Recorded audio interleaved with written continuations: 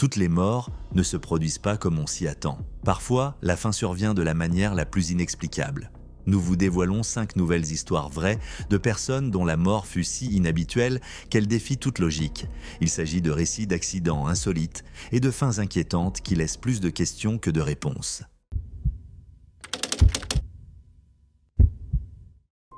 C'était le 19 mai 2017 à Gwayi, au Zimbabwe.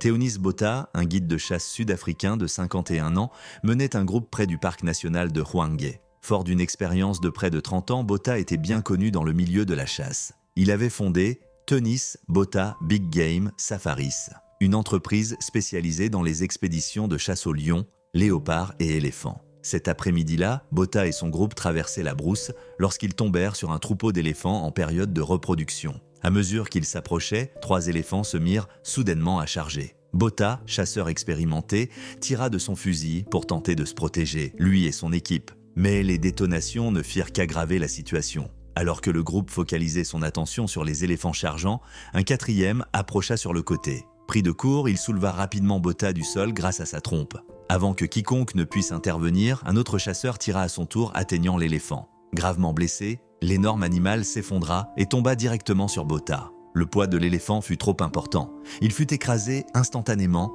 et il n'y eut rien à faire pour le sauver. Ses compagnons de chasse restèrent sous le choc. L'homme qui avait passé des décennies à traquer et chasser les plus grands animaux d'Afrique venait de perdre la vie dans un tournant tragique. L'incident s'était produit près du parc national de Hwange, dans la même région où, 2 ans auparavant, le célèbre lion Cécile avait été tué. Au moment de sa mort, Botha était en pleine expédition de chasse autorisée d'une durée de 10 jours.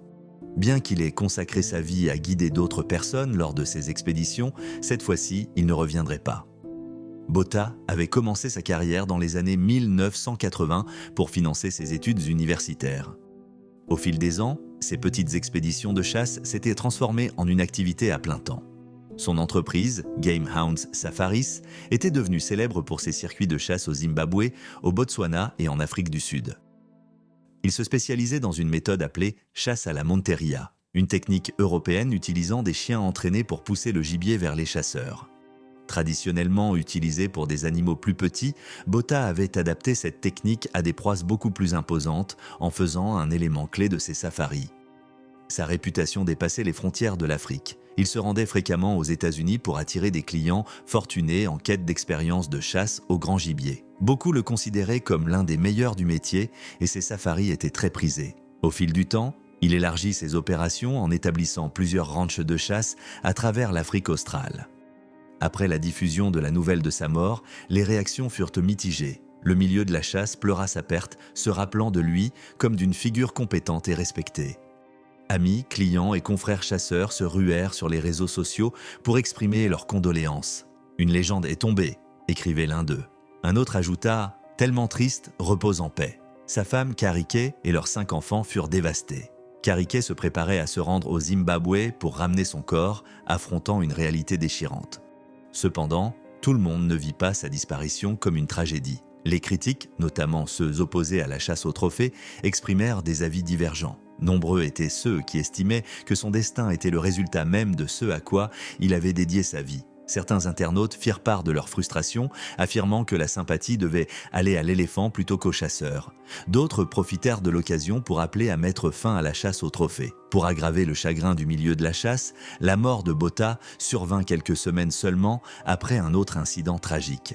Son ami proche, Scott Van Zyl, avait disparu lors d'une expédition de chasse au Zimbabwe. Quelques jours plus tard, les autorités découvrirent qu'il avait été attaqué par des crocodiles. Ses restes furent retrouvés dans l'un des animaux. Botha et Van Zyl avaient travaillé ensemble pendant des années et perdre les 2 hommes si rapprochés fut un coup dur pour leurs collègues et leurs familles. Malgré le décès de Botha, Game Hounds Safaris continua ses activités. Sa mort fut un rappel sombre des risques inhérents à la chasse. Même si l'industrie restait lucrative, les dangers étaient toujours présents, qu'ils proviennent d'animaux sauvages imprévisibles ou des environnements difficiles dans lesquels ces chasses se déroulaient. L'incident aurait-il pu être évité et si le groupe n'avait pas rencontré ces éléphants ce jour-là? Et si l'autre chasseur avait réagi une seconde plus tôt? Ce sont des questions qui resteront sans réponse claire. La perte de Theonis Botha marqua la fin d'un chapitre important de la chasse au grand gibier. Certains se souviendront de lui comme d'un professionnel aguerri, maître dans son art. D'autres verront son décès comme la conséquence d'une industrie dangereuse et controversée. Quelle que soit l'opinion, son histoire demeure celle d'un risque, d'une imprévisibilité et de la confrontation à la nature sauvage.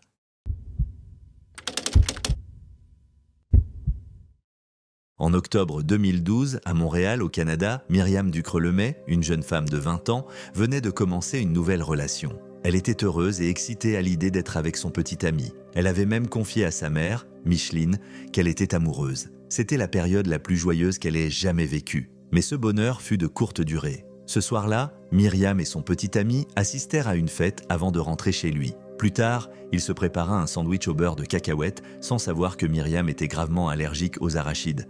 Elle ne lui en avait jamais parlé. Après avoir mangé, il se brossa les dents, puis ils échangèrent un baiser avant de dormir. Ce simple geste eut des conséquences dramatiques. Presque immédiatement, Myriam se sentit mal. Elle eut du mal à respirer et paniqua en réalisant ce qui se passait. Elle demanda à son petit ami s'il avait mangé des cacahuètes et, lorsqu'il répondit oui, elle comprit qu'elle était en train de faire une réaction allergique. Elle lui ordonna alors d'appeler le 911. Malheureusement, Myriam n'avait pas son auto-injecteur d'épinéphrine, son EpiPen, avec elle cette nuit-là. Elle tenta d'utiliser son inhalateur pour l'asthme, mais cela ne suffit pas. Sa gorge enfla, rendant la respiration de plus en plus difficile, et son corps entra en état de choc.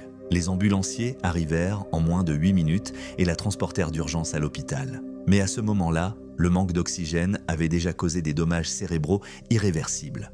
Malgré tous les efforts des médecins, il n'y avait plus rien à faire. Myriam s'éteignit cette nuit-là, quelques heures seulement, après ce qui semblait être un simple baiser. Un rapport du coroner, publié en 2014, confirma qu'elle était décédée d'une réaction allergique fatale causée par les protéines d'arachide présentes dans la salive de son petit ami. Comme elle ne lui avait jamais parlé de son allergie et ne portait pas de bracelet médical, il n'avait aucun moyen de savoir le danger qu'il représentait pour elle. Si elle avait eu son EpiPen avec elle, l'issue aurait peut-être été différente. Sa mère, Micheline, était anéantie. Elle révéla plus tard que Myriam avait l'habitude de toujours porter son EpiPen, mais, pour une raison inconnue, elle ne l'avait pas ce soir-là. Déterminée à sensibiliser le public, elle décida de partager l'histoire de sa fille. Son objectif était d'encourager les personnes souffrant d'allergies sévères à toujours avoir leur traitement avec elle et à informer leur entourage de leurs conditions. Le docteur Christine McCusker, spécialiste en allergologie pédiatrique à l'hôpital de Montréal pour enfants, expliqua que les allergènes d'arachide peuvent rester actifs dans la salive pendant plusieurs heures et que porter un EpiPen en permanence est essentiel. C'est pour cette raison que vous devez toujours avoir votre EpiPen,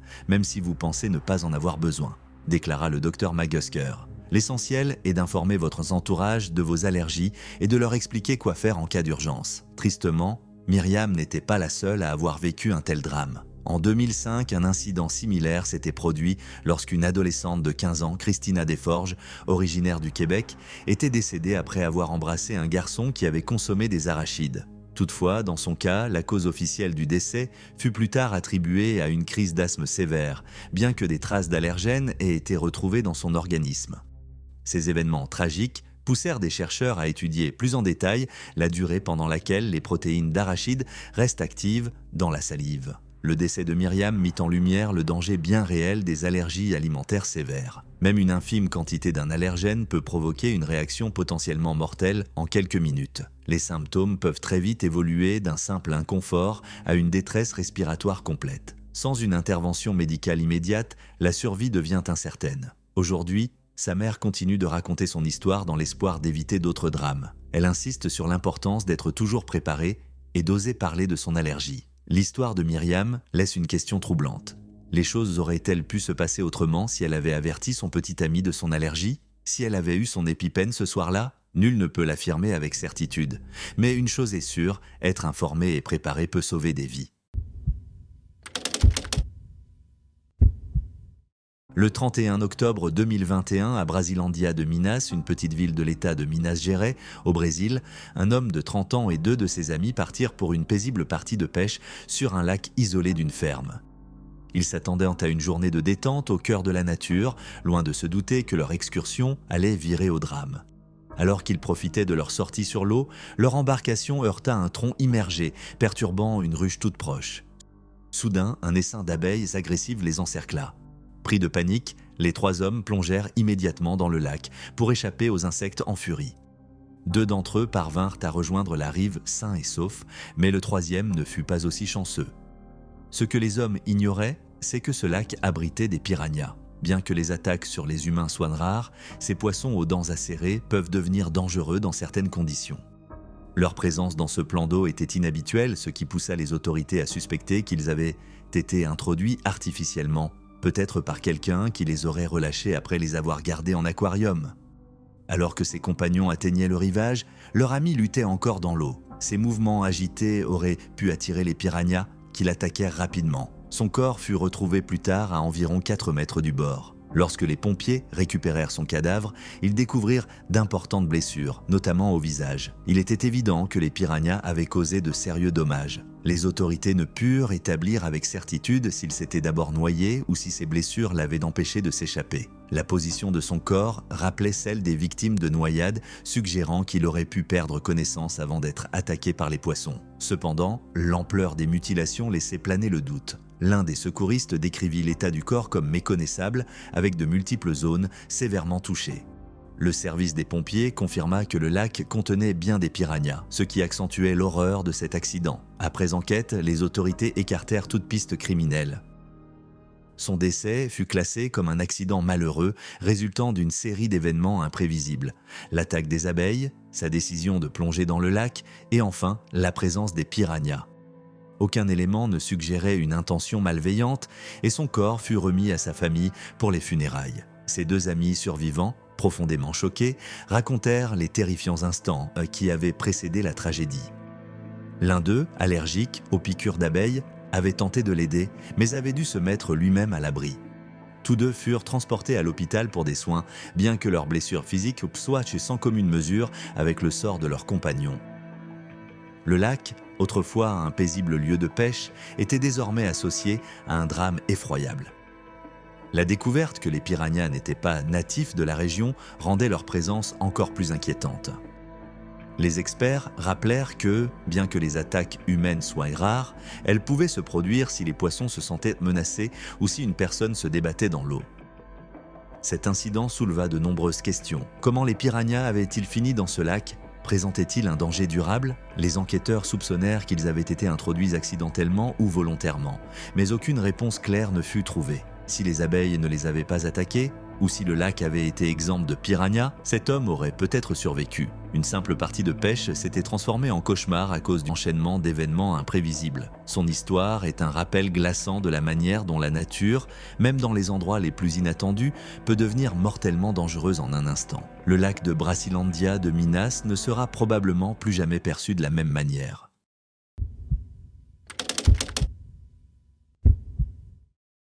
Le 29 mai 2015, au port de Honoko'au, sur la grande île d'Hawaï, Randy Lenz, un capitaine de bateau de pêche de 47 ans et propriétaire de Sundowner Sport Fishing Charter, se préparait pour une nouvelle journée en mer. Fort de plus de 25 ans d'expérience, il avait affronté certains des prédateurs les plus redoutables de l'océan, des marlins gigantesques aux impressionnants espadons. Mais ce jour-là, un événement inattendu allait lui coûter la vie. La matinée avait commencé comme d'habitude. Jens était sur son bateau, scrutant les eaux à la recherche de sa prochaine prise, lorsqu'il remarqua quelque chose d'inhabituel, un espadon à large rostre, d'environ 1,80 m de long, nageant dans le port en eau peu profonde. Habituellement, ces poissons vivent en haute mer et en voir un aussi près du rivage était une rareté. L'occasion était trop belle pour être ignorée. Armé de son fusil harpon, il visa avec précision et tira touchant le poisson. Mais la lutte était loin d'être terminée. Blessé, l'espadon se débattit violemment, tentant d'échapper à son sort. Déterminé à sécuriser sa prise, Jens plongea dans l'eau. C'est à ce moment-là que la situation prit une tournure tragique. La ligne du harpon s'était emmêlée autour d'une ancre d'amarrage, puis dans un geste imprévisible, l'espadon fit volte-face et fonça droit sur l'âne, son long rostre acéré dirigé vers sa poitrine. Avant qu'il ne puisse réagir, le poisson le frappa de plein fouet, transperçant son torse du côté droit. Le choc fut violent et Lance resta immobile, flottant à la surface. Des témoins assistèrent à la scène, horrifiés, tandis que d'autres pêcheurs se précipitaient pour le sortir de l'eau. Les secours arrivèrent rapidement et tentèrent de le réanimer, mais ses blessures étaient trop graves. Il fut transporté à l'hôpital de Kona, où son décès fut prononcé peu après.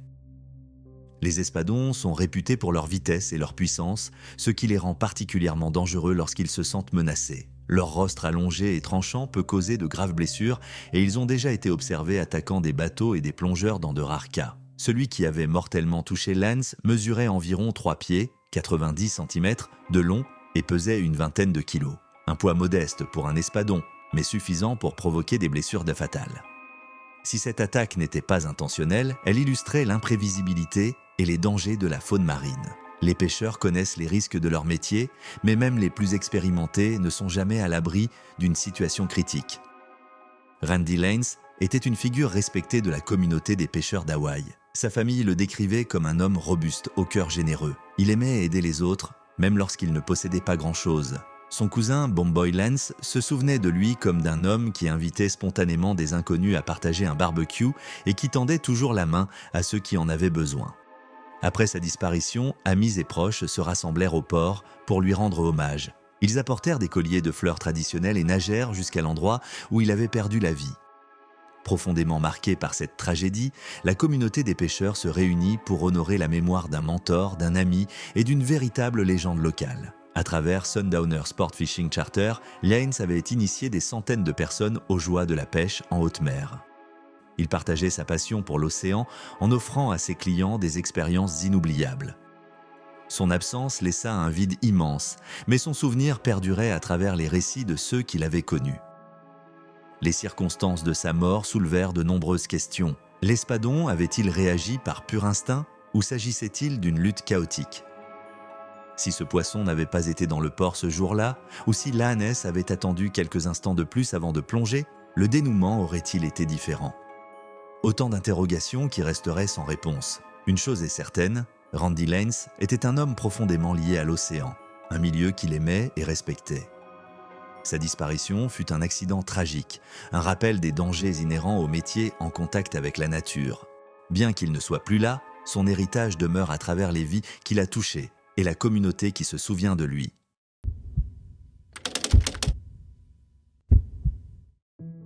Le 26 octobre 2001, à Fort Worth, au Texas, Shanjawan Mallard, une aide-soignante de 25 ans, conduisait sa Chevrolet Cavalier en état d'ivresse. Ce soir-là, elle percuta Gregory Glenn Biggs, un sans-abri de 37 ans qui marchait le long de l'autoroute. L'impact le projeta contre le pare-brise, le laissant coincé, les jambes pendant sur le capot. Au lieu de s'arrêter pour lui venir en aide, Mallard continua sa route. Elle rentra chez elle, gara sa voiture dans le garage et abandonna Biggs, toujours vivant, mais gravement blessé. En tant qu'aide-soignante formée, elle savait qu'il avait besoin de soins médicaux, mais elle choisit de ne rien faire. Pendant 2 à 3 jours, Biggs resta prisonnier du pare-brise. Conscient, saignait abondamment et souffrait terriblement, il implora de l'aide, mais Mallard ignora ses appels. Finalement, il succomba à ses blessures, mourant d'une hémorragie et d'un choc. Une issue que les experts médicaux confirmeront plus tard comme évitable si une intervention rapide avait eu lieu. Quand Mallard réalisa que Biggs était décédé, elle contacta son ami Clyde Jackson. Avec le cousin de Jackson, Herbert Tyrone Cleveland, ils mirent au point un plan pour se débarrasser du corps. Ils déplacèrent les restes de Biggs dans un parc et l'abandonnèrent là. Pour couvrir leur crime, ils tentèrent même de détruire des preuves en incendiant certaines parties de la voiture de Mallard. Quelques mois plus tard, les agissements imprudents de Mallard la rattrapèrent. Lors d'une soirée, elle mentionna l'incident avec désinvolture, allant jusqu'à en rire. Un témoin, choqué par son absence totale de remords, la dénonça aux autorités. L'enquête s'ensuivit et aboutit finalement à son arrestation. Le procès révéla des détails troublants. Les procureurs insistèrent sur le fait que Biggs avait souffert pendant des jours après l'accident et aurait pu être sauvé si Mallard avait appelé à l'aide. Le médecin légiste témoigna qu'il n'avait aucune blessure interne, sa mort était due uniquement à une hémorragie non traitée. Des membres des pompiers confirmèrent par la suite que s'ils avaient été alertés, ils auraient pu le sauver. Au cours du procès, la défense de Mallard argua qu'elle avait agi sous le coup de la panique et de la peur et non par cruauté. Ils soutinrent qu'elle n'avait jamais eu l'intention de nuire à Biggs et que son inaction résultait du choc plutôt que de la malveillance. Cependant, le parquet répliqua que son choix d'ignorer un homme en détresse, malgré ses compétences médicales, était inexcusable. Les preuves médico-légales démontrèrent en outre que Biggs était resté en vie pendant une période significative après l'impact. Des taches de sang à l'intérieur de la voiture indiquaient qu'il se débattait encore et toussait du sang. Ces blessures étaient susceptibles d'être soignées, ce qui rendait d'autant plus répréhensible l'inaction de Mallard. Ses complices, Jackson et Cleveland, plaidèrent coupables pour falsification de preuves. Jackson écopera de 10 ans de prison tandis que Cleveland fut condamné à 9 ans. Tous deux avaient participé à dissimuler le crime plutôt qu'à porter secours. L'un des moments les plus émouvants du procès fut lorsque Brandon, le fils de Gregory Biggs, monta à la barre. Il parle de son père, un homme qui avait lutté contre des problèmes de santé mentale mais qui essayait de redresser sa vie. Il évoqua les souvenirs de ses visites à l'abri où il espérait soutenir son père. Malgré sa douleur, Brandon fit preuve de pardon envers Mallard, exprimant l'espoir qu'elle réfléchirait à ses actes. La défense de Mallard la présenta comme quelqu'un ayant commis une terrible erreur, et non comme une personne dépourvue de cœur. Ils soutinrent qu'elle avait agi par peur plutôt que par cruauté. Mais le jury ne fut pas convaincu. En tant qu'aide-soignante, elle savait comment porter secours à Biggs, et pourtant, elle est restée inactive. En fin de compte, Mallard fut reconnue coupable. Elle fut condamnée à 50 ans de prison, auxquels s'ajoutaient 10 ans pour altération de preuves. Ces peines seront purgées simultanément et elle sera éligible à une libération conditionnelle en 2027. À ce jour, elle demeure derrière les barreaux. Ce cas soulève des questions difficiles.